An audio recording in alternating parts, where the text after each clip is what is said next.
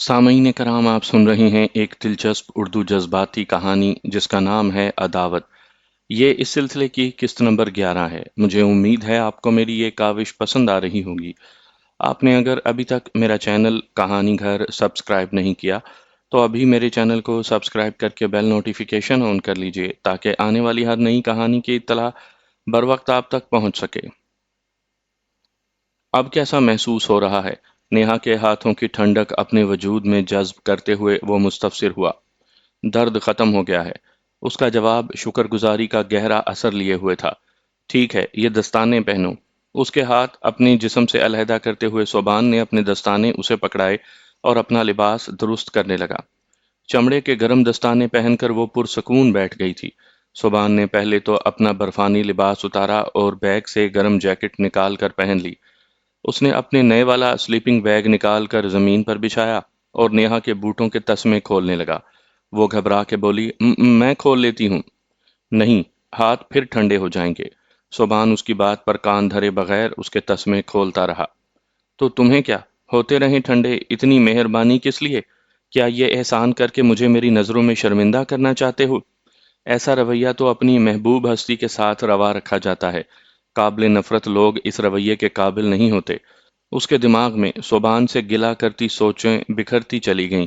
और अगर तुम समझते हो कि मैं काबिल नफरत नहीं हूं तो पहले क्यों कदम कदम पर धुतकारा? अब जबकि तुम्हारे मददगार हाथ को झिड़क नहीं सकती तो तुम आखिरी हद तक उतर आए। लेकिन ये सब कुछ वो होंठों पर ना ला सकी थी। सोबान ने जूते उतार कर उसकी जुराबें भी उतारीं और अपने बैग से नई और खुश्क जुराबें निकाल कर उसे पहना दी। चलो रजाई में लेटो। ये तो आपकी रजाई है। जाने उसने शिकवा किया था कि उसे मुत्तला किया था। हाँ, सर्दी बहुत बढ़ गई है। पहले वाली रजाई में तुम गुजारा नहीं कर पाओगी। ये ख्याल तुम्हें पहले क्यों नहीं आया? पूछने के लिए उसके लब लर्जे, लेकिन वो आवाज का गला घोंटने में कामयाब रही थी। उसे रजाई में लिटाकर सुबान ने अपनी गर्म शाल भी उसे ओढ़ाई और स्लीपिंग बैग की जंजीर बंद कर दी। नेहा को खुशगवार हिद्दत ने अपनी लपेट में ले लिया था। उसकी तरफ से फारिग होते ही सोबान ने अपने जूते उतारे, जुराबें तब्दील की और बैग से चाय का सामान निकालकर चाय बनाने लगा। आग की तपिश ने खैमे के अंदरूनी माहौल को मजीद गर्म करने में अहम किरदार अदा किया था। बाहर चलने वाली बर्फीली हवा खैमे की दीवारों से सर टकरा टकरा कर शिकस्त से दो चार हो रही थी। चाय के तैयार होते ही सोबान ने कहा, उठो, चाय पियो।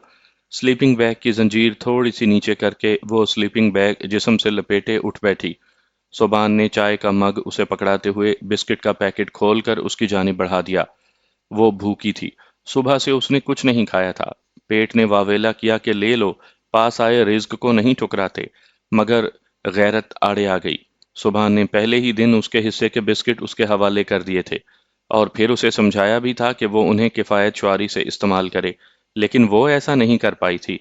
अब उसके हिस्से की खुराक की जानिब हाथ बढ़ाना नेहा को गवारा ना हुआ। शुक्रिया, चाय से गुजारा हो जाएगा, आप खाएं। तुमने सुबह से कुछ नहीं खाया और अपनी ताकत से ज्यादा हिम्मत का मुजाहरा करते हुए यहां तक पहुंची हो। यकीनन तुम्हें भूख लगी होगी। उसकी जानिब बढ़ाया हुआ बिस्किट का पैकेट सोबान ने पीछे नहीं हटाया था। मुझे कोई खास भूख नहीं है। उसने सरीहन झूठ बोलते हुए गर्म चाय का घूंट लिया। एक अजीब सी ख्वाहिश और तमन्ना उसके अंदर जाग उठी थी कि सोबान उसकी मिन्नत करे, उसके लाड उठाए, उसे बार बार कहे। हालांकि ये वही सुबान था जो उसके मांगने पर भी जिल्लत आमेज रवैये के साथ उसे अपनी कोई चीज दिया करता था। वो मुस्कुराया। पता है, तुम पहले झूठ अच्छा बोल लेती थी। मुझे नहीं है भूख। उसके मुस्कुराने और झूठा कहने पर वो चिढ़ गई थी। कोई बात नहीं, फिर भी खा लो। यूं भी बिस्किट का एक पैकेट तो तुम पेट भर कर खाना खाने के बाद भी खा सकती हो। सुबान के लहजे की नरमी में फर्क नहीं आया था। तंज कर रहे हो? नेहा ने लहजे में गुस्सा समोया।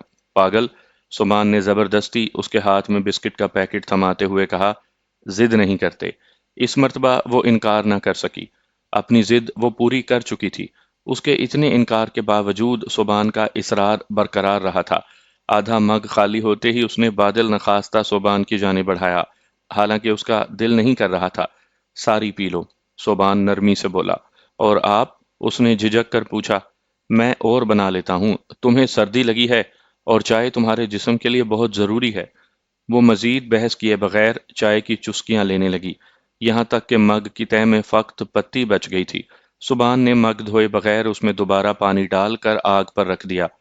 जलने वाली टिकिया खत्म होने के करीब थी, उस पर एक और टिकिया रख कर उसने आग बुझने नहीं दी थी।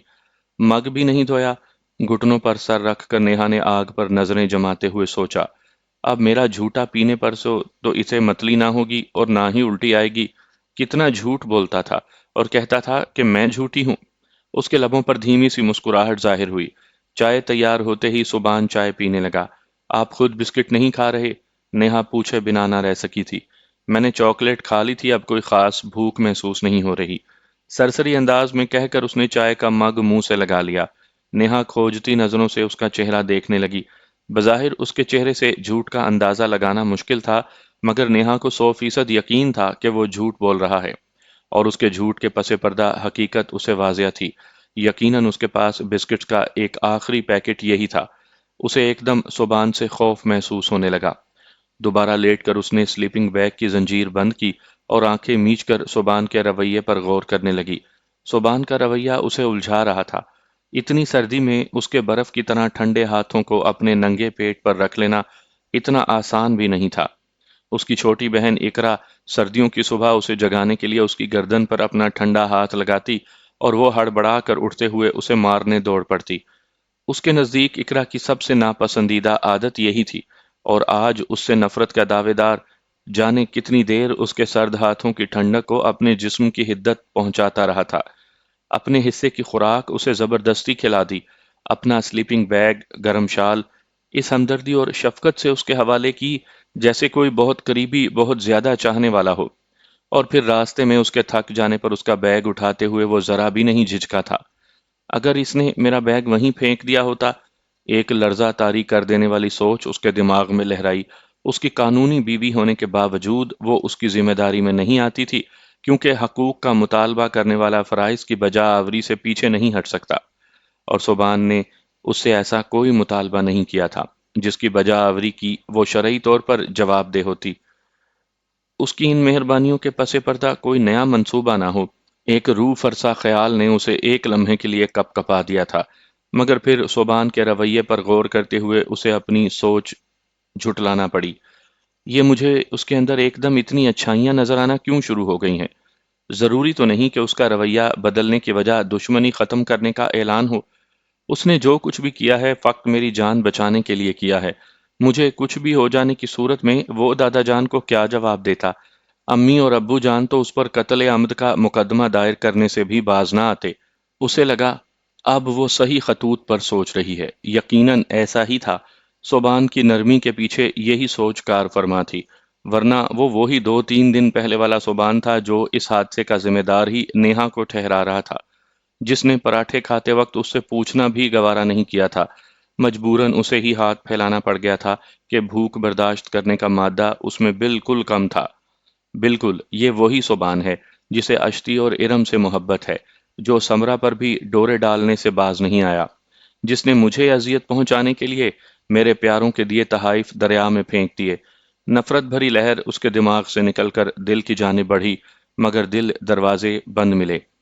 सोबान के आज के रवैये ने बेवकूफ दिल को बहला दिया था। चंद घंटों की तवज्जो ने सालों पर मुहीत नफरत को शिकस्त दे दी थी। नहीं, हाथ फिर ठंडे हो जाएंगे। चलो, रजाई में लेटो। हाँ, सर्दी बहुत बढ़ गई है। पहले वाली रजाई में तुम्हारा गुजारा नहीं हो पाएगा।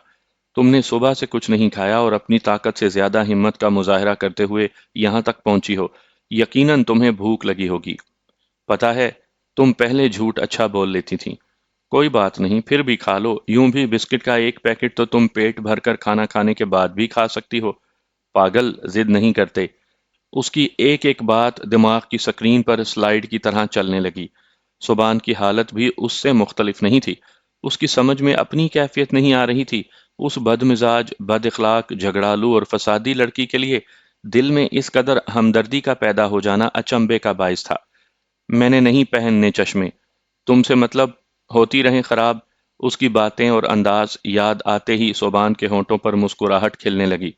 खूबसूरत और पुरकशिश तो वो पहले भी लगती थी, आज तो उसे प्यारी और पसंदीदा भी लग रही थी। मियाँ, होश के नाखुन लो। अचानक उसके अंदर से आवाज उभरी। उसने मजबूरी की वजह से अपना रवैया बदला है, वरना वो आज भी वही नेहा इकरामुल हक है جس نے اپنے کتے کا نام تمہارے نام پر رکھا ہے، جسے تم سے تعلق رکھنے والے ہر شخص سے خدا واسطے کا بیر ہو جاتا ہے، جو چوڑے چمار کو تم سے بہتر جانتی ہے۔ تمہاری نفرت کی وجہ سے وہ اپنی تایا کو اپنانے کو تیار نہیں، جس کے نزدیک تمہاری ہار اطمینان اور خوشی کا باعث ہے، جو تمہیں نقصان پہنچانے کے لیے غیر مرد سے مدد مانگنے کو بھی معیوب نہیں جانتی۔ جانے کتنی دیر وہ انہی الجھی ہوئی سوچوں میں کھویا رہا۔ اچانک اس کی سماعتوں میں نیہا کی درد بھری کرا پڑی۔ اس نے ایک دم اپنا چہرہ سلیپنگ بیگ سے نکالا، مگر اسے کچھ دکھائی نہ دیا کہ رات کا اندھیرا پھیل چکا تھا۔ اسی وقت دوبارہ نیہا کی سسکی اس کے کانوں میں پڑی۔ کیا ہوا؟ اپنی بےتاب آواز پر وہ خود ششدر رہ گیا تھا۔ آنکھیں درد کر رہی ہیں، وہ کراتے ہوئے بولی۔ منع جو کیا تھا کہ چشمے مت اتارو، نہ چاہتے ہوئے بھی اس کا لہجہ سخت ہو گیا تھا۔ مجھے کیا پتا تھا، اف، بہت درد ہو رہا ہے۔ اس مرتبہ اس کی رونی آواز سن کر صبان کے ہونٹوں پر مسکراہٹ پھیل گئی تھی۔ اچھا، ٹسوے بہانے کی ضرورت نہیں، کرتا ہوں کچھ۔ سلیپنگ بیگ سے باہر نکل کر اس نے اپنے بیگ کی جیب سے ٹارچ نکال کر جلائی اور بیگ کی دوسری جیب میں پڑی دوائیاں نکالنے لگا۔ کو پیمائی کے لیے جانے والے ابتدائی طبی امداد کے لیے چند دوائیاں لازماً ساتھ رکھتے ہیں۔ جو بندہ پہلی بار برف کے اوپر چلتے وقت چشمہ نہ پہنے، اس کی آنکھوں میں لازماً درد ہوتا ہے۔ خود اس پر بھی یہ وقت گزر چکا تھا، اس لیے وہ آنکھوں کے بہت اچھے ڈراپس اپنے پاس رکھا کرتا تھا۔ ٹارچ اپنے منہ میں پکڑ کر اس نے ایک ہاتھ نیہا کے ماتھے پر رکھ کر انگوٹھے کی مدد سے اس کی آنکھ کھولی اور دوسرے ہاتھ سے قطرے ڈالنے لگا۔ دونوں آنکھوں میں قطرے ڈالنے کے بعد بند آنکھوں سے آنسو کی طرح لڑکنے والے قطروں کو اس نے بے ساختہ اپنی ہتھیلی سے پونچھ لیا تھا، اور ایسا کرتے ہوئے اسے محسوس ہوا کہ وہ کچھ غلط کر بیٹھا ہے۔ اپنے ہاتھ پیچھے کھینچتے ہوئے وہ دوائیاں واپس بیگ میں رکھنے لگا۔ ٹارچ بجھا کر اس نے اپنے پاس ہی رکھ لی تھی۔ اتنے قریب سے نیہا کا چہرہ اس نے پہلی مرتبہ دیکھا تھا، بلکہ دیکھا کیا، وہ اس کے لمس سے بھی آشنا ہو گیا تھا۔ بے ایمان ہوتی دل کی دھڑکنوں کو سنبھالنے کی کوشش کرتے ہوئے وہ لیٹ گیا۔ نیہا اس کی منزل نہیں، راستے میں آنے والا ایسا سنگ راہ تھا جس سے اس کا سفر مخالف سمت میں شروع ہو جاتا تھا، لیکن یہ حقیقت دل تسلیم نہیں کر رہا تھا۔ دل سرنڈر کرنے پر تیار تھا، اور دماغ نیہا کی خامیوں کو اجاگر کرنے کی سعی میں تھا۔ ارم کے ساتھ بہت زیادہ بے تکلف ہونے کے باوجود کبھی اس کی قربت میں صوبان کا یہ حال نہیں ہوا تھا۔ قابل نفرت، بد مزاج، بد اخلاق، جھگڑالو اور فسادی نیہا، وہ تو ایک دم اس کے دل کے سنگھاسن پر کسی فاتح کسی شان سے براجمان ہوتے ہوئے اس کی انا اور خودداری کے راستے میں ایک بہت بڑی خلیج کی طرح حائل ہو گئی تھی۔ صوبان میاں، خود کو سنبھالو، یہ نہ ہو بہت زیادہ بے عزت ہو جاؤ۔ وہ تمہیں اچھی لگنے لگی ہے تو اس کا مطلب یہ نہیں کہ تم بھی اسے پسند آ گئے ہو۔ اس کے آپ جناب پر نہ جاؤ، یہ صرف وقتی طور پر تمہاری ہمدردی جیتنے کے لیے ہے، ورنہ یہ وہی نیہا ہے جس نے کلاس میں تم سے کئی گنا خوبصورت لڑکوں کو بھی کبھی گھاس نہیں ڈالی، اور جسے تم کئی بار آزما چکے ہو، جبکہ آزمائے ہوں کو آزمانا نری بے وقوفی ہی تو ہوتی ہے۔ وہ انہی سوچوں میں غلطاں آہستہ آہستہ نیند کی آغوش میں ڈوبنے لگا۔ ان قطروں نے جادوئی اثر دکھایا تھا۔ نیہا کی آنکھوں کا درد آہستہ آہستہ کم ہونے لگا تھا، مگر اندیشے بڑھ گئے تھے۔ اپنے گالوں پر وہ صبان کی ہتھیلی کا لمس اب بھی محسوس کر رہی تھی۔ کیا یہ مجھے بھی ارم، اشتفیلہ یا سمرہ جیسی لڑکی سمجھ رہا ہے؟ ایک تلخ سوچ اس کے اندر پیدا ہوئی، لیکن اس کے ساتھ صوبان کے رویے پر شاکر دل اس کی وکالت کرنے میں میدان میں اتر آیا۔ نہیں، ایسا نہیں ہے، ورنہ وہ آج تو میرے ساتھ تنہا نہیں ہو رہا۔ شادی کے بعد فقط جگلوٹ میں ایسی رات گزری تھی جب وہ علیحدہ علیحدہ کمروں میں سوئے تھے، ورنہ تو وہ مسلسل اکٹھے ہی رہتے آ رہے تھے۔ دماغ نے دلیل دی۔ پہلے تو وہ ڈرتا تھا اور میرے تیز مزاج سے بھی واقف تھا، اب جب کہ حالات ایسے آ گئے ہیں کہ میں مجبور ہو کر کچھ کہنے کی حالت میں نہیں ہوں، تو جناب کو محبت کرنے کا شوق چرایا ہے۔ لیکن اس نے تو ایسی کوئی بات نہیں کی۔ یقیناً اس کی ہمدردی کے پس پردہ مجھے خیریت سے گھر پہنچانے کی صحیح کرنا ہے، اور یہ کوئی ایسی بات نہیں تھی جس کی پاداش میں اسے متون کیا جا سکتا۔ وہ دیر تک جاگتی رہی، آنکھوں کی تکلیف تو ختم ہو گئی تھی، مگر اس نے اتنی زیادہ جسمانی مشقت پہلے کبھی نہیں اٹھائی تھی، اور اس وقت اس کے جسم کا جوڑ جوڑ درد کر رہا تھا۔ کافی دیر کی ذہنی ورزش کے بعد اسے نیند آئی، لیکن اس حالت میں بھی مختلف قسم کے خیالات خوابوں کی صورت میں اس کے دماغ پر حاوی رہے۔ پہلے صبحان اسے دلہا کی صورت میں نظر آیا، پھر منظر بدلا اور وہ ہاتھ میں پستول تھامے اس پر گولی چلا رہا تھا۔ ایک منظر اس نے یہ بھی دیکھا کہ وہ اسے گلے سے پکڑ کر برف پر گھسیٹ رہا تھا۔ اس کے جسم سے خون بہنے لگا۔ وہ جلدی سے اس کا سر گود میں لے کر بیٹھ گیا اور اس کے بالوں میں انگلیاں پھیرنے لگا۔ تکلیف ہو رہی ہے؟ اس نے محبت بھرے لہجے میں پوچھا۔ اس نے رونی صورت بناتے ہوئے اسبات میں سر ہلا دیا۔ اچھا چلو میں تمہیں اٹھا لیتا ہوں۔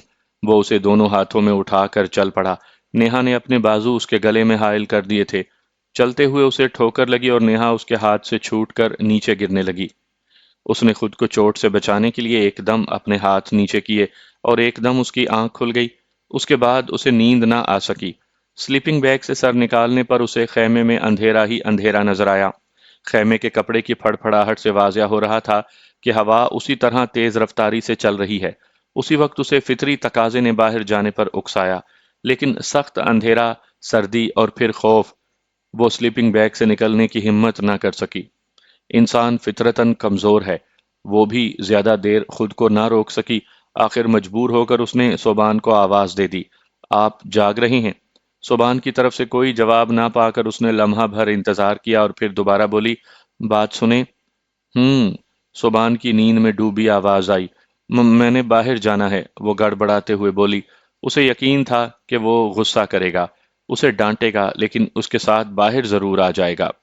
لیکن اس کے گمان سے برعکس اس کی نرم آواز نیہا کی سماعتوں میں گونجی، گرم ٹوپی اوڑھ لو اور اپنی شال چہرے کے گرد اچھی طرح لپیٹ لو، چلو میں بھی ساتھ چلتا ہوں۔ سلیپنگ بیگ سے باہر نکل کر اس نے ٹارچ جلائی اور خود بھی باہر نکلنے کے لیے تیار ہونے لگا۔ اس کا جی چاہا کہ پوچھے تم اتنی ہمدرد کیوں بن گئے ہو، لیکن وہ اپنے اندر اتنی ہمت پیدا نہ کر سکی اور سلیپنگ بیگ سے نکل کر خاموشی سے صوبان کی ہدایت پر عمل کرنے لگی۔ جانے کیوں صوبان کے انداز نے اسے پھر سے اندیشوں میں مبتلا کر دیا تھا۔ خود تیار ہو کر وہ نیہا کا جائزہ لینے لگا، یوں جیسے نیہا سے زیادہ وہ اس کی صحت کے بارے میں فکر مند ہو۔ اس کی تیاری سے مطمئن ہو کر اس نے خیمے کی زنجیر کھولی اور پہلے خود باہر نکلا۔ تیز ہوا نے اسے کپ کپا دیا تھا۔ ٹارچ کی روشنی میں بھی گز بھر دور کوئی چیز نظر نہیں آ رہی تھی۔ نیہا کے باہر نکلنے پر اس نے خیمے کی زنجیر بند کی اور پہاڑ سے نکلنے والے نالے کی طرف اشارہ کر کے بولا، اس طرف۔ اس جانب دو اطراف میں دیوار کی طرح اٹھی ہوئی دیواریں تھیں جن کی وجہ سے اتنی زیادہ ہوا نہیں لگ رہی تھی۔ وہاں خیمہ لگاتے وقت صوبان نے اس جگہ کی اچھی دیکھ بھال کر لی تھی۔ وہ اسے ساتھ لے کر اس جگہ تک پہنچا اور پھر ٹارچ اس کے حوالے کرتے ہوئے بولا، ڈرنا نہیں، میں خیمے سے باہر ہی کھڑا ہوں۔ یہ کہہ کر وہ واپس چل پڑا۔ تم ایسے تو نہیں تھے؟ نیہا نے عجیب سی نظروں سے اس کی دھندلائی پشت کو گھورتے ہوئے سوچا، کیوں مجھے کسی اور راستے کی جانب گھسیٹ رہے ہو؟ یقیناً یہ تمہاری نئی چال ہے، ورنہ تو ہمارے خاندانی تعلقات ایسے نہیں کہ ہم چاہ کر بھی ایک ہو سکیں۔ اچانک اس کے لبوں پر مسکراہٹ نمودار ہوئی اور اس نے تلخی سے سوچا، ایک ہو سکیں، واہ، میں اور صوبان ایک ہو جائیں، کمال ہی ہو جائے گا۔ ایسے دل پھینک کو دل دے کر رونا ہی مقدر بنے گا، میری توبہ۔ خود کلامی کرتے ہوئے اس نے ٹارچ کی روشنی میں بیٹھنے کے لیے مناسب جگہ تلاش کی اور ٹارچ بجھا دی۔ تھوڑی دیر بعد وہ ٹارچ جلا کر خیمے کی جانب بڑھ گئی تھی۔ صوبان اسے خیمے کی مخالف جانب کھڑا نظر آیا۔ ٹارچ کی روشنی دیکھ کر وہ اس کی طرف متوجہ ہوا۔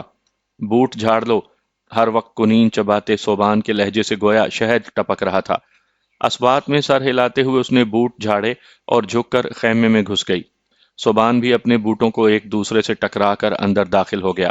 اندر گھستے ہی اس نے خیمے کی زنجیر چڑھا دی تھی۔ نیہا بوٹ اتار کر چہرے سے لپیٹی اپنی گرم شال کھول رہی تھی۔ وہ اس کے انتظار میں بیٹھا رہا کہ شاید اسے کوئی ضرورت پیش آئے، مگر وہ اطمینان سے اپنی شال طے کر کے تکیے کے طور پر سر کے نیچے رکھ کر صوبان کی گرم شال بدن سے لپیٹ کر سلیپنگ بیگ کی زنجیر چڑھانے لگی۔ صوبان نے اپنے بوٹ اتارے اور ٹارچ بجھا کر سلیپنگ بیگ میں گھس گیا۔ آنکھوں کا درد کیسا ہے؟ ایک لمحے کی خاموشی کے بعد اس نے نیہا سے پوچھا۔ بہتر ہے، مختصراً کہہ کر وہ خاموش ہو گئی تھی۔ اس کے انداز کو دیکھتے ہوئے صوبان خود ملامت کرنے لگا کہ اس نے نیہا سے حال پوچھا ہی کس لیے ہے۔ اس سے تھوڑی سی ہمدردی کر کے وہ کچھ زیادہ ہی حق جتانے لگا تھا۔ خود کو سنبھالو جناب، عزت سے قیمتی کوئی چیز نہیں ہوتی اور خودداری سے بڑھ کر کوئی دولت نہیں ہوتی۔ بالفرض اگر اس کے دل میں تمہاری نفرت کا گراف تھوڑا نیچے آ بھی گیا تو اس کا یہ مطلب نہیں کہ وہ تمہاری محبت میں گرفتار ہو گئی ہے۔ نہ وہ تمہارے لیے بنی ہے اور نہ تم اس کے لیے۔ جیسے رات اور دن کا ملاپ ناممکن ہے، ایسے ہی اس کا حقیقت میں تمہاری زندگی میں شامل ہونا بعید ہے۔ وہ ندی کا دوسرا کنارہ ہے جو ہمیشہ فاصلے پر رہا کرتا ہے۔ تمہارے لیے اس کی حیثیت چاند کی سی ہے۔ تم بچے کی طرح اسے حاصل کرنے کی خواہش میں مچل تو سکتے ہو، اسے حاصل نہیں کر سکتے۔ خود کو سمجھاتے بجھاتے وہ ایک مرتبہ پھر نیند کی آغوش میں ڈوب گیا۔ وہ دیر تک منتظر رہی کہ وہ کچھ اور پوچھے گا، مگر صوبان کی طرف سے خاموشی چھائی رہی۔ اس کا دل کرنے لگا کہ پھر کسی بیماری کا بہانہ کر کے اسے اپنی جانب متوجہ کرے۔ جسم میں درد تو یوں بھی ہو رہا تھا، مگر وہ اپنے اندر ہمت مجتمع نہ کر سکی۔ جلد ہی اس کی سماعتوں میں صوبان کی گہری سانسیں گونجنے لگیں۔ وہ سو گیا تھا۔ بس دو لفظ کہہ کر ہی بیمار پرسی ہو گئی ہے، وہ جل کر سوچنے لگی۔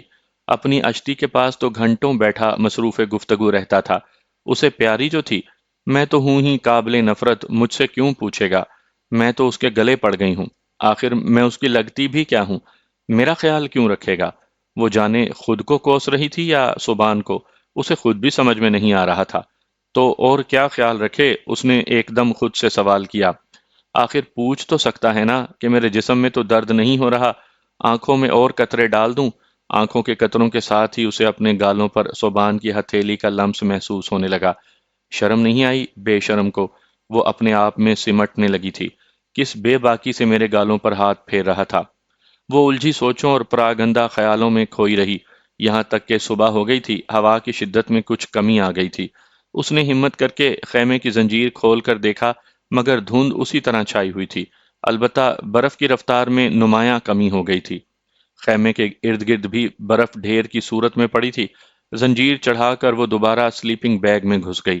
اس کا جی چاہ رہا تھا کہ صوبان کو جگا دے، مگر اپنے اندر ہمت مجتمع نہ کر پائی۔ نہ جانے کیوں اسے صوبان سے بات کرتے ہوئے جھجک محسوس ہونے لگی تھی۔ وہ سلیپنگ بیگ سے سر باہر نکالے اسی کی جانب دیکھتی رہی۔ ایک مرتبہ تو اس کا ارادہ بنا کہ چائے بنا دے، مگر پھر صوبان کی ناراضگی کے خوف سے وہ اپنے ارادے کو عملی جامہ نہ پہنا سکی۔ اسے زیادہ دیر انتظار نہیں کرنا پڑا تھا۔ صوبان کے سلیپنگ بیگ میں حرکت محسوس کرتے ہی وہ جلدی سے اپنے سلیپنگ بیگ میں غائب ہو گئی۔ جانے کیوں وہ اس کا سامنا کرنے کی جرت اپنے اندر مفقود پاتی تھی۔ صوبان سلیپنگ بیگ سے نکل کر تیار ہوا اور فولڈنگ بیلچہ اٹھا کر خیمے سے باہر نکل گیا۔ وہ خیمے کے اطراف میں اس کے قدموں کی چاپ سنتی رہی۔ آدھ پون گھنٹہ لگا کر ہی وہ اندر آیا تھا۔ سب سے پہلے اس نے پانی کا ایک مگ گرم کر کے کلی کی اور پھر نیہا کو مخاطب ہوا، اٹھو کلی کر لو۔ وہ اس کے پکارنے ہی کی منتظر تھی، فوراً اٹھ کر بیٹھ گئی۔ پانی کا ادھ بھرا مگ اس کے ہاتھ سے لے کر دروازے کے قریب ہوئی، کلی کر کے اس نے بقیہ پانی پی لیا تھا۔ مگ اس نے واپس صوبان کی طرف بڑھایا اور اپنے سلیپنگ بیگ کے اوپر آ کر بیٹھ گئی۔ صوبان چائے بنانے لگا۔ وہ خاموشی سے آگ کے شعلوں کو گھورنے لگی۔ ان دونوں کے پاس شاید الفاظ ختم ہو گئے تھے کہ وہ اپنی اپنی جگہ خاموش بیٹھے یکساں سوچوں میں گم تھے۔ بے پناہ نفرت کے بعد وہ کسی نئے رشتے کا تعین نہیں کر پا رہے تھے۔ ماضی میں ایک دوسرے کو کہی گئی باتوں نے ان کی زبان کو زنجیریں ڈال دی تھیں۔ وہ چاہ کر بھی ماضی کی تلخ یادوں کو دماغ سے نہیں نکال پا رہے تھے۔ گو صوبان کی مہربانیوں نے نیہا کے دل میں ایک خاص مقام پیدا کر دیا تھا، لیکن وہ کھل کر اس کا اظہار بھی نہیں کر سکتی تھی۔ دوسری جانب صوبان کے دل میں اس کے لیے عجیب قسم کے جذبات پیدا ہو گئے تھے، ایسے جذبات جن کے اظہار کی جرت وہ اپنے اندر مفقود پاتا تھا۔ یہ باتیں وہ بڑی آسانی سے کسی بھی لڑکی کو کہہ سکتا تھا، مگر نیہا کے سامنے یہ کہنے کے لیے اس کی انا اور خودداری تیار نہیں تھی۔ چائے کا مگ نیہا کی طرف بڑھا کر صوبان نے بسکٹ کا ایک پیکٹ بھی کھول کر اس کے سامنے رکھ دیا۔ بسکٹ دیکھتے ہی نیہا ششدر رہ گئی تھی۔ اس کے گمان میں صوبان کے پاس بسکٹس موجود نہیں تھے، اسی وجہ سے تو اس نے کل خالی چائے پینے پر اکتفا کیا تھا۔ آپ نے کل بھی کچھ نہیں کھایا؟ وہ آہستہ سے بولی۔ ہاں، کیونکہ میں مرد ہوں، بھوک برداشت کر سکتا ہوں، اور ہم نے ابھی کافی پیدل چلنا ہے۔ یہ نہ ہو کمزوری کی وجہ سے تم حرکت کرنے ہی کے قابل نہ رہو۔ اس کے ہونٹوں پر پھیکی مسکراہٹ نمودار ہوئی۔ تو یہ بات تھی۔ وہ تلخی سے سوچتے ہوئے خود کو مخاطب ہوئی۔ نیہا صاحبہ، تم کسی اور غلط فہمی میں مبتلا ہونے لگی تھی۔ وہ خاموشی سے بسکٹس کھانے لگی۔ صوبان نہ چاہتے ہوئے بھی اس کی جانب متوجہ رہا۔ نیہا کے چبائے ہوئے بسکٹ گویا اس کے معدے میں جا رہے تھے۔ کیا میں ساری چائے پی سکتی ہوں؟ بسکٹ ختم کرتے ہی وہ اس کی جانب متوجہ ہوئی۔ صوبان کا موقف جاننے کے بعد اس کی ساری جھجک ایک دم ختم ہو گئی تھی۔ پی لو، صوبان نے مختصراً کہا۔ یہ کہتے ہوئے ان کی نگاہیں ملی۔ لیکن اگلے ہی لمحے دونوں نے نظریں جھکا لیں۔ شاید نفرت بھری نگاہوں میں کسی نئے جذبے کی جھلک وہ برداشت نہیں کر پا رہے تھے۔ چائے پی کر اس نے مگ صوبان کے حوالے کیا اور سلیپنگ بیگ میں گھس گئی۔ نہ جانے کس بات پر اس کا دل ایک دم اداس ہو گیا تھا۔ صوبان نے چائے بنا کر اپنے لیے بھی بسکٹ کا پیکٹ کھول لیا تھا۔ آدھا پیکٹ بسکٹ کھا کر باقی کا پیکٹ اس نے واپس بیگ میں رکھ دیا تھا۔ فی الحال وہ مکمل پیکٹ کھانے کی عیاشی نہیں کر سکتا تھا۔ باقی کا سارا دن وہ خیمے ہی میں محصور رہے تھے۔ موسم کی من مانی جاری تھی۔ شام کو ہوا کی شدت میں مزید اضافہ ہو گیا تھا۔ خیمے کا مضبوط پیراشوٹ کا کپڑا یوں پھڑ پھڑا رہا تھا کہ نیہا کو لگ رہا تھا کہ وہ انہیں ساتھ ہی اڑا کر لے جائے گا۔ شام کو چائے کے ساتھ صوبان نے آدھ کھلے پیکٹ سے 2 بسکٹ لے کر باقی نیہا کے سامنے رکھ دیے تھے، جنہیں بغیر کسی سوال اور حجت کے اس نے کھا لیا تھا۔ صبح موسم خراب تھا، ناشتے کے لیے ان کے پاس لے دے کے صوبان والے بسکٹ کے 3 پیکٹس بچے تھے۔ صوبان نے ایک پیکٹ کھول کر 2 بسکٹ خود لیے اور باقی سارے نیہا کی جانب بڑھا دیے۔ آپ آدھے تو لینا۔ نیہا نے پیکٹ پکڑنے کے لیے اپنا ہاتھ آگے نہیں بڑھایا تھا۔ مجھے یہ کافی ہیں، صوبان نے نفی میں سر ہلایا۔ نیہا نے زیادہ تکرار نہیں کی تھی۔ ناشتہ کر کے وہ اپنے اپنے سلیپنگ بیگ میں گھس گئے تھے۔ دوپہر کو غیر متوقع طور پر موسم صاف ہو گیا تھا۔ اس کے بعد وہاں ٹھہرنا بے وقوفی تھی۔ وہ دونوں تیار ہو کر خیمے سے باہر نکل آئے۔ صبحان نے خیمے کو طے کر کے اپنے بیگ میں ڈال لیا۔ نیہا کا اور اپنا سلیپنگ بیگ وہ پہلے سے اپنے بیگ میں ڈال چکا تھا۔ اپنا امپورٹڈ چشمہ نکال کر اس نے نیہا کی طرف بڑھایا۔ یہ پہن لو۔ وہ مستفسر ہوئی، اور آپ؟ میں یہ پہن لیتا ہوں۔ اس نے وہ چشمہ نکالا جو نیہا نے پہننے سے انکار کر دیا تھا۔ آپ مجھے وہی دے دیں، وہ خفیف ہوتے ہوئے بولی۔ تمہیں شاید شرم آتی ہے یہ پہنتے ہوئے، اور میرے ساتھ ایسا کوئی مسئلہ نہیں۔ یہ کہہ کر وہ چل پڑا تھا۔ نیہا بھی اس کا چشمہ آنکھوں پر لگائے اس کے پاؤں کے نشان پر اپنے قدم دھرتی اس کے پیچھے ہو لی۔ آج اس کے پاس کوئی سامان موجود نہیں تھا۔ چلتے وقت وہ جھوٹے منہ بھی صوبان کو یہ نہیں کہہ سکی تھی کہ میں اٹھا لیتی ہوں۔ صوبان کو سمت برقرار رکھنے میں دشواری ہو رہی تھی۔ وہ دعوے سے کچھ نہیں کہہ سکتا تھا کہ آیا وہ صحیح سمت اختیار کیے ہوئے تھے یا غلط طرف روانہ تھے۔ پہاڑی چوٹیاں برف سے سفید ہو گئی تھیں، لیکن جس جگہ وہ موجود تھے وہاں اتنی زیادہ برف نہیں پڑی تھی کہ انہیں چلنے میں دشواری پیش آتی۔ پہلے تھوڑی سی اترائی تھی اور پھر وہ ہموار میدان میں چلنے لگے۔ سورج پوری آب و تاب سے چمک رہا تھا، مگر بادلوں نے ابھی تک ہار نہیں مانی تھی۔ برف کسی شفاف آئینے کی طرح سورج کی شعاؤں کو لوٹا رہی تھی۔ ان شعاؤں سے ہونے والا درد نیہا بھگت چکی تھی۔ اب وہ کسی صورت اینک آنکھوں سے اتارنے کا خطرہ مول نہیں لے سکتی تھی۔ یوں بھی صوبان نے اپنا امپورٹڈ چشمہ اس کے حوالے کیا تھا۔ اس خوبصورت چشمے نے اس کی دلکشی کو 4 چاند لگا دیے تھے۔ صوبان کے اندر اتنی ہمت نہیں تھی کہ نظر بھر کر اس کے چہرے کو ہی دیکھ لیتا۔ خوبصورت تو پہلے سے ہی تھی، اب چشمے نے اسے کچھ زیادہ ہی جاذب نظر کر دیا تھا۔ صوبان یہ سمجھنے سے قاصر تھا کہ آیا وہ اتنی ہی خوبصورت تھی یا اسے لگ رہی تھی۔ گھنٹہ بھر چلنے کے بعد چڑھائی شروع ہو گئی تھی۔ وہ اطمینان سے آگے بڑھتا رہا۔ سفر کی ابتدا میں اس کے ساتھ قدم ملا کر چلنے والی نیہا اب آہستہ آہستہ پیچھے رہنے لگ گئی تھی۔ چھوٹی سی چڑھائی کے بعد پھر ہموار زمین تھی۔ دور صوبان کو 2-3 کمرے دکھائی دیے۔ اپنا رخ اس نے اس جانب موڑ دیا۔ گھنٹہ ڈیڑھ کے بعد ہی وہ وہاں پہنچ پائے تھے۔ وہ دکان نما کمرے بنے ہوئے تھے جن کے دروازوں کو تالے لگے ہوئے تھے۔ ایک مرتبہ صوبان کا دل تالا توڑ کر اندر جھانکنے کا ہوا، مگر پھر اس نے ارادہ بدلتے ہوئے آگے بڑھ گیا۔ نیہا اسے سوچتا دیکھ کر وہیں ایک پتھر پر بیٹھ کر گہرے گہرے سانس لینے لگی۔ وہ سخت تھکن محسوس کر رہی تھی۔ صوبان کو آگے بڑھتا دیکھ کر وہ تھکی ہوئی آواز میں بولی، تھوڑی دیر آرام نہ کر لیں؟ صوبان سر ہلاتے ہوئے رک گیا۔ مجھے پیاس لگی ہے۔ صوبان نے کوٹ کی جیب میں ڈالی پانی کی بوتل اس کی طرف بڑھا دی۔ پانی بہت ٹھنڈا تھا۔ یہ تو صوبان نے بوتل کو کوٹ کے اندر ڈھانپا ہوا تھا، اس لیے پانی برف میں تبدیل نہیں ہوا تھا، ورنہ سردی کی جو حالت تھی پانی جمنے میں تھوڑی دیر بھی نہ لگاتا۔ پانی پی کر اس نے بوتل واپس صوبان کی طرف بڑھا دی۔ دل نہ چاہتے ہوئے بھی صوبان پانی پینے لگا۔ جانے کیوں نیہا کا جھوٹا پینے میں اسے لذت محسوس ہوتی تھی۔ تھوڑی دیر آرام کے بعد وہ بولا، ہمیں چلنا پڑے گا، موسم کا کوئی بھروسہ نہیں، اور آج بہتر ہوگا کہ ہم کسی ایسے مقام تک پہنچ جائیں جہاں ہمیں مدد مل سکے۔ نیہا سر ہلاتے ہوئے کھڑی ہو گئی، مگر وہ زیادہ دیر صوبان کا ساتھ نہ دے سکی۔ ہر آدھ پون گھنٹے کے بعد وہ رک جاتی اور صوبان کو اس کے ساتھ رکنا پڑتا۔ اس دوران ایک دفعہ بھی صوبان نے اس کے ساتھ غصے یا ترشی سے بات نہیں کی تھی۔ وہ ہر بار رکتے وقت سوچتی کہ سبحان اب بگڑا کہ اب بگڑا، مگر اس کا یہ گمان ہر بار غلط ثابت ہوا۔ سپہر کو موسم نے دوبارہ تیور بدلے، پہلے ہوا میں آہستہ آہستہ تیزی آئی اور ساتھ بادل اکٹھے ہونے لگے۔ آدھ گھنٹے کے اندر دھوپ کا نام و نشان بھی باقی نہ رہا۔ برفانی طوفان پھر جلوہ دکھانے لگا تھا۔ دھند آہستہ آہستہ بڑھنے لگی۔ سبحان نے کسی مناسب جگہ تک پہنچنے کے لیے رفتار بڑھا دی۔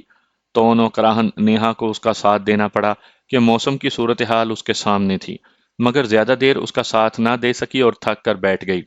اگر یوں بار بار بیٹھو گی تو شاید ہم قیام کے لیے کوئی مناسب جگہ نہ ڈھونڈ سکیں۔ سبحان اس کے قریب آ کر بولا۔ مجھ سے نہیں چلا جا رہا، اس نے تھکی تھکی آواز میں جواب دیا۔ تھوڑی ہمت کرو۔ سبحان نے بلا جھجک اس کے بازو سے تھام کر اسے اٹھنے میں مدد کی۔ وہ بغیر کچھ کہے اس کا سہارا لے کر اٹھ گئی۔ اس کے ساتھ ہی اس کے دماغ میں اپنی گزشتہ بات تازہ ہوئی۔ اپنے غلیظ ہاتھ مجھ سے دور رکھو، اور وہ بے بسی سے مسکرا دی۔ اس کے خیالات سے بے خبر سبحان نے اس کے چہرے کی گرد گرم شال کو اچھی طرح لپیٹا اور دوبارہ چلنے لگا۔ نیہا کی وجہ سے اس نے اپنی رفتار بہت آہستہ رکھی تھی۔ سبحان کے پاس برفانی علاقے میں پہننے والا پار کا پجامہ موجود تھا، جبکہ نیہا عام لباس میں تھی۔ گو اس نے اپنی قمیض کے اوپر نیچے گرم سویٹر پہنی ہوئی تھی، مگر پھر بھی سردی تھی کہ برداشت سے باہر ہوتی جا رہی تھی۔ تیز ہوا گویا جسم کو چھلنی کر رہی تھی۔ وہ باقاعدہ کانپنے لگی تھی۔ اس کی حالت سبحان سے پوشیدہ نہیں تھی۔ کچھ سوچ کر وہ رکا اور اپنے پارکے کی قمیض اتار کر نیہا کو پہنانے لگا۔ سردی نے نیہا کو کچھ کہنے کے قابل نہیں چھوڑا تھا۔ وہ جھوٹے منہ بھی انکار نہ کر سکی۔ جو قمیض سبحان کی کمر تک بمشکل آتی تھی، اس نے نیہا کو رانوں تک ڈھانپ لیا تھا۔ تیز ہوا کے خلاف وہ قمیض اچھی ڈھال تھی۔ خود اس نے بیگ سے جیکٹ نکال کر پہن لی تھی کہ اس کے بغیر اس ظالم ہوا کا مقابلہ کرنا ناممکن تھا۔ وہ دوبارہ آگے چل پڑے۔ اگر یہ سب اس نے میری محبت میں کیا ہوتا تو کیا میں اس سے علیحدہ ہو پاتی؟ نیہا کے دل میں ایک عجیب سا سوال پیدا ہوا۔ ہم سبحان اور محبت، جسے ہر لڑکی سے عشق ہو جائے، وہ کیا جانے محبت کیا ہوتی ہے؟ ایک دوسری تلخ سوچ اس کے دماغ میں لہرائی۔ ویسے مجھے اس کے بارے میں ایسے نہیں سوچنا چاہیے۔ اس نے خود کو ملامت کی۔ کیسا بھی ہے، آخر مجھے تو موسم کے اثرات سے بچانے کی تگ و دو تو کر رہا ہے نا۔ محبت نہ سہی، مجبوری سہی، مجھے آم کھانے چاہیے، پیڑ گننے کا کیا فائدہ؟ یوں بھی مجھے اس کی محبت سے کیا لینا دینا؟ ماضی میں ہمارا ایک دوسرے سے جو رویہ رہا ہے، اس کے بعد پیار محبت کے بارے میں سوچنا مذاق ہی تو معلوم ہوتا ہے۔ اور پھر ہمارے گھر والوں کے آپس کے تعلقات کیا اس بات کی اجازت دیں گے کہ ہم ایک ہو جائیں؟ ایک دم اس کی سوچ نے پلٹا کھایا۔ یہ میری سوئی بار بار سبحان سے تعلق نبھانے پر کیوں اٹک رہی ہے؟ ذرا سی ہمدردی کیا دکھا دی، میں بھی اشتی صاحبہ کی طرح لٹو ہونے لگی۔ کتنی بے وقوف ہوتی ہیں ہم لڑکیاں بھی۔ کسی لڑکے نے ذرا سی ہمدردی دکھائی اور ہم اسے اپنا سب کچھ سمجھنے لگ گئیں۔ آخر حالات بھی تو دیکھنے چاہیے۔ مجھے ساتھ لے کے جانا اس کی مجبوری ہے، اور میں اس کی مجبوری کو جانے کیا سمجھنے لگی ہوں۔ وہ الٹے سیدھے خیالات میں الجھی سبحان کے پیچھے قدم بڑھاتی رہی۔ ان سوچوں کا کم از کم یہ فائدہ ضرور ہوا تھا کہ تھکن کا احساس اس کے دماغ سے وقتی طور پر زائل ہو گیا تھا۔ سبحان کی نگاہیں کسی مناسب مقام کی تلاش میں سرگرداں تھیں۔ وہ اس وقت ڈھلان نما جگہ پر محو سفر تھے، جو مسلسل بلند ہو رہی تھی۔ وہ خود کوئی خاص تھکن محسوس نہیں کر رہا تھا، اسے فکر تھی تو بس نیہا کی۔ وہ نازک اندام لڑکی جانے اس موسم کا مقابلہ کیسے کر رہی تھی۔ سبحان کو اس پر ترس آنے لگا۔ ماضی کی تلخ یادیں جانے کہاں جا چھپی تھیں۔ اس کا بس نہیں چل رہا تھا، ورنہ وہ نیہا کو اپنی آغوش میں یوں چھپا لیتا کہ سرد ہوا اسے چھو کر بھی نہ گزر سکتی۔ وہ اس کی بیوی تھی، اس کی عزت، اس کی ذمہ داری، اور وہ اس حالت میں اس ذمہ داری سے آنکھیں نہیں چرا سکتا تھا۔ اس کی سماعتوں میں نیہا کی آواز گونجی۔ میں اس وقت آپ کی ذمہ داری ہوں۔ یاد ہے دادا جان نے کیا کہا تھا کہ نیہا کا خیال رکھنا؟ دیکھیں، آپ خود مجھے بیوی کے طور پر قبول نہیں کرنا چاہ رہے تھے۔ یہ بات مرد کی شان کے خلاف ہے کہ کسی کمزور کی مجبوری سے فائدہ اٹھائے۔ کمزور تو ہوں نا، عورت کمزوری ہی کا دوسرا نام ہے۔ تم کمزور نہیں ہو پاگل، میری ساری قوت اور طاقت تمہاری حفاظت اور تمہیں سکون پہنچانے کے لیے ہی تو ہے۔ وہ خود کلامی کے انداز میں بڑبڑایا اور پیچھے مڑ کر نیہا کو دیکھنے لگا۔ وہ بمشکل اپنے قدم آگے بڑھا رہی تھی۔ وہ آگے کی طرف متوجہ ہوا۔ اچانک اس کی سماعتوں میں نیہا کی تیز کرا گونجی۔ اس نے مڑ کر دیکھا، وہ اوندھے منہ گر پڑی تھی۔ وہ صورت سے اس کے قریب پہنچ کر اسے اٹھانے لگا۔ مجھ سے نہیں چلا جا رہا، नेहा की आंखों में आंसू आ गए थे। बस थोड़ा सा रह गया है, ये सामने वाली टीकरी को अबूर करते ही कोई मुनासिब जगह मिल जाएगी, यहाँ तो बिल्कुल ढलान है। सुबान ने उसे मोहब्बत भरे लहजे में बहलाया। कहा ना मुझसे नहीं चला जाता, वो गुस्से से चिल्लाई। सुबान का मोहब्बत भरा लहजा उसे बर्दाश्त नहीं हो रहा था। उसके दिल को न जाने क्या होने लगता। देखो, मैं भी तो तुम्हारे साथ हूं ना। सुबान ने उसे नरमी से पुचकारा। मुझ में आप जितनी हिम्मत नहीं है, नेहा ने मुंह बसोरा। अच्छा, 2 मिनट आराम कर लो, फिर चलते हैं। हवा की सनसनाहट की वजह से सुबान को अपना मुंह उसके कान के बिल्कुल करीब ला कर बोलना पड़ रहा था। उसकी गर्म सांसें नेहा अपने चेहरे के खुले हिस्से पर महसूस कर रही थी, लेकिन अजीब बात कि उसे वो सांसें बुरी नहीं लग रही थी। सुबान उसके साथ ही बैठ गया, लेकिन वो चंद मिनट से ज्यादा ना बैठ सकी। रुकने की वजह से सर्दी और ज्यादा लगना शुरू हो गई थी। मेरा जिस्म जम रहा है, वो कराही। इसीलिए तो कहता हूं ना कि आहिस्ता आहिस्ता चलती रहो, सुबान ने कहा और वो उठने लगी। सुबान ने जल्दी से उसे दोनों बाजुओं से थामा और खड़ा होने में उसकी मदद करने लगा। वो एक मर्तबा फिर रेंगने की रफ्तार से हरकत करने लगी। थोड़ा सा चलने के बाद वो 1-2 मिनट रुककर टांगों को आराम देती और फिर चलने लगती। फरलांग भर चलने के बाद वो ऐसी जगह पहुंच गए थे जहां चढ़ाई बिल्कुल सीधी हो गई थी। बुलंदी की तरफ निगाह दौड़ाते ही नेहा ने हिम्मत हारती थी। मैं ये चढ़ाई नहीं चढ़ सकती, रोने के अंदाज में कहते हुए वो बैठ गई। सुबान ने ऊपर निगाह उठाई। धुंध में डूबी बुलंदी का इख्तिताम नजर नहीं आ रहा था। वो नेहा को वहां तक तो तसल्ली वगैरह के सहारे ले आया था, मजीद सफर करना उसके लिए भी दुश्वार था। वहां कोई ऐसी जगह ही नहीं थी जहां वो खैमा लगा सकता। उसे सोच में डूबा देख कर नेहा बोली, आप जाएं, बस मैं नहीं चल सकती। अगर जिंदा बच गई तो आपके पीछे पहुंच जाऊंगी। पागल हुई हो क्या? सुबान ने उसे मोहब्बत से झड़का। तो क्या मेरे साथ आप भी मरना चाहते हैं? छोड़ें मुझे, जितना मेरा साथ देना था आपने दे दिया, अब अपनी जान बचाएं। नेहा की आंखें नम हो गई थी। परेशान नहीं होते नेहा, तुम तो इतनी हिम्मत वाली हो, यकीन करो कोई दूसरी लड़की होती तो कब की हिम्मत हार चुकी होती। झूठ मत बोलें, नहीं हूं मैं हिम्मत वाली, सख्त सुस्त और बेकार हूं। वो इतनी थक चुकी थी कि सुबान की हमदर्दी और हिम्मत बढ़ाने वाली गुफ्तगू भी उसके कदमों में हरकत पैदा नहीं कर सकती थी। अच्छा, तुम यहीं बैठो, मैं ऊपर सामान रख कर आता हूँ। कोई मुनासिब जगह भी ढूंढ लूं, उस वक्त तक तुम आराम भी कर लोगी। ये कहकर सुबान ने बैग से अपनी गर्म शाल निकालकर उसे ओढ़ाई ताकि वो सर्दी से जम ही न जाए, और खुद ऊपर चढ़ने लगा। उसके जाते ही नेहा को अंदेशों ने घेर लिया था। कहीं ये सचमुच तो मुझे यहीं छोड़कर नहीं जा रहा। इसी वजह से तो अपनी शाल मुझे उड़ा गया है ताकि कुछ न कुछ सर्दी से बची रहूं। आखिर कब तक मेरा साथ देता? लेकिन नहीं, वो ऐसा नहीं है। वो जालिम नहीं है, मुझे यूं छोड़कर नहीं जाएगा। सुबान के बारे मुतजाद किस्म की सोचें उसके दिमाग में कलबलाती रहीं। अगर सुबान के माजी को देखती तो उसे गुमान गुजरता कि वो वापस नहीं लौटेगा, और जब गुज़िश्ता 2-3 दिनों के उसके रवैये को देखती तो उसे यकीन हो जाता कि वो जरूर लौटेगा। गरम शाल भी सर्दी का मुकाबला करने में नाकाम रही थी। उसे लग रहा था कि उसकी रगों में खून जमता जा रहा है। वो हिम्मत करके खड़ी हुई, मगर ऊपर की सिमत पांव बढ़ाने की हिम्मत उसने अपने अंदर मफकूद पाई थी। वो खड़े खड़े अपने सुन होते हाथ पांव को हरकत देने लगी। उसे शिद्दत से अपना घर याद आने लगा। अम्मी, अब्बू, इकरा और अपने छोटे भाई की तस्वीरें उसकी आंखों के सामने घूमने लगीं। बावर्ची खाने में रखा चूल्हा उसकी सोचों में गर्दिश करने लगा, जिसके सामने खड़े होकर वो खाना बनाती थी। अपने गरम कोरियन कंबल की हिद्दत और सर्दियों में अपनी ख्वाबगाह में जलने वाले गैस के हीटर की याद सताने लगी। वो काफी देर उसी तरह खड़ी हुई सर्द हवा का मुकाबला करने की कोशिश करती रही। हवा के थपेड़ों में शामिल बर्फ के ज़रात उसकी आंखों में घुस रहे थे। वो बमुश्किल आंखें खोलकर ऊपर की जानिब देख पाती, लेकिन जहां तक नजर काम करती उसे सुबान वापस आता दिखाई नहीं दे रहा था। उसके जिस्म में ईंठन शुरू हो गई थी। वो मजीद अपने पांव पर खड़ी ना रह सकी और गिरने के अंदाज में नीचे बैठ गई। बर्फ की ठंडक उसके निचले धड़ को गोया बिल्कुल ही सुन्न किए दे रही थी। शायद ये मेरा आखिरी वक्त है। यकीनन सुबान की इतनी ही हिम्मत थी जो वो मुझे यहां तक ले आया है। अब वो अपनी जान बचाने की तगोदो में है। जाओ सुबान, मैंने तुम्हें माफ किया। तुमने मेरा जितना साथ दिया मैं उसकी भी हकदार नहीं थी। अब कहां तक एक अज़ूए मुअत्तल को साथ घुमा सकते थे। अजियत भरी सोचें उसके दिमाग में सरसराने लगीं। अब उसके अंदर कांपने की हिम्मत खत्म हो चुकी थी। वो सुन होते जिस्म के साथ पीछे बर्फ पर लेट गई। जेरे लब वो कलमा शहादत दोहराने लग गई थी। यकीनन जिंदगी उसका साथ छोड़ने वाली थी। نیہا کو نیچے بٹھا کر وہ تیز رفتاری سے بلندی پر چڑھنے لگا۔ پہلے وہ نیہا کی وجہ سے آہستہ آہستہ چل رہا تھا، اب اس کے قدموں میں تیزی آ گئی تھی۔ آکسیجن کی کمی کی وجہ سے اس کا سانس دھونکنے کی مانند چل رہا تھا، لیکن اس وقت اسے کسی بات کی فکر تھی تو وہ نیہا کی تھی۔ سردی میں ایک جگہ بیٹھے بیٹھے وہ جم ہی نہ جاتی۔ وہ اوپر کی طرف بڑھتا رہا۔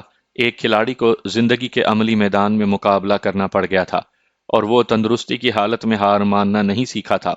اوپر پہنچتے ہی اس نے ایک مناسب جگہ دیکھ کر اپنا بیگ کھولا اور جگہ بنا کر خیمہ لگانے لگا۔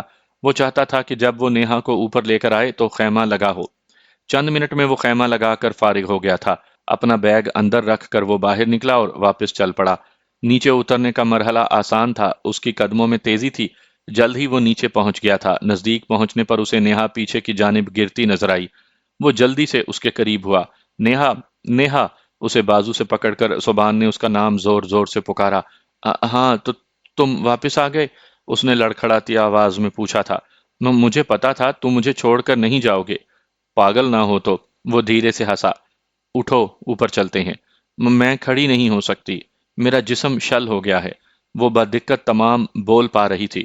گھبراؤ نہیں، میں ہوں نا، سبحان نے چاہت بھرے لہجے میں کہہ کر ایک ہاتھ اس کی ٹانگوں کے نیچے اور دوسرا کندھوں کے نیچے ڈال کر اس کو اوپر اٹھا لیا اور آرام سے کندھے پہ ڈال کر اوپر چڑھنے لگا۔ نیہا ایک صحت مند اور بھرے بھرے جسم کی سڈول لڑکی تھی۔ اس کا وزن 55-60 کلو گرام کے بقدر تو ضرور ہوگا، مگر سبحان کو وہ پھول کی طرح ہلکی سی لگی تھی۔ سبحان کا دل کر رہا تھا کہ اسے اٹھا کر ساری زندگی چلتا رہے۔ یقیناً اس فسادی لڑکی کے لیے اس کے دل میں نرم گوشہ پیدا ہو گیا تھا۔ وہ اطمینان سے بلندی کا سفر طے کرتا گیا۔ سبحان کے بازوؤں میں آتے ہی نیہا کو ہوش آ گیا تھا۔ وہ شخص جسے نیہا خود کو چھونے کی اجازت نہیں دیتی تھی، وہ اس کے پورے وجود پر قابض ہو گیا تھا۔ وہ ایسی حالت میں بھی نہیں تھی کہ اسے منع کر سکتی۔ اگر میں چل سکتی تو اسے کبھی بھی یہ موقع نہ دیتی۔ اس نے خود کو تسلی دینا چاہی، مگر اس کا دل اس سوچ سے متفق نہیں تھا۔ بے ایمان ہوتی دھڑکنیں اس کی ان سوچوں کو جھٹلا رہی تھیں۔ اتنا کچھ تو شاید میرا کوئی بہت قریبی بھی نہ کر سکتا۔ اس نے پشیمانی بھرے انداز میں سوچا۔ سبحان، تم نے مجھ سے بہت سخت انتقام لیا ہے، مجھے میری نظروں میں گرا دیا ہے۔ اب یہاں سے واپسی پر کیا میں اس قابل رہوں گی کہ تم سے نظریں ملا سکوں؟ نہیں، کبھی بھی نہیں۔ تمہارے ان احسانات کا بدلہ میں کبھی نہیں چکا سکوں گی، اور اگر تم نے کچھ بھی کہا تو میں خاموش رہوں گی۔ ہم ایک نہیں ہو سکتے تو کیا، دشمنی تو بھلا سکتے ہیں۔ اگر تم نے دشمنی جاری رکھنا چاہی، میں تب بھی چپ رہوں گی۔ وہ خود سے عہد کرتی رہی، سبحان کے لیے اپنے دل میں تشکر محسوس کرتی رہی۔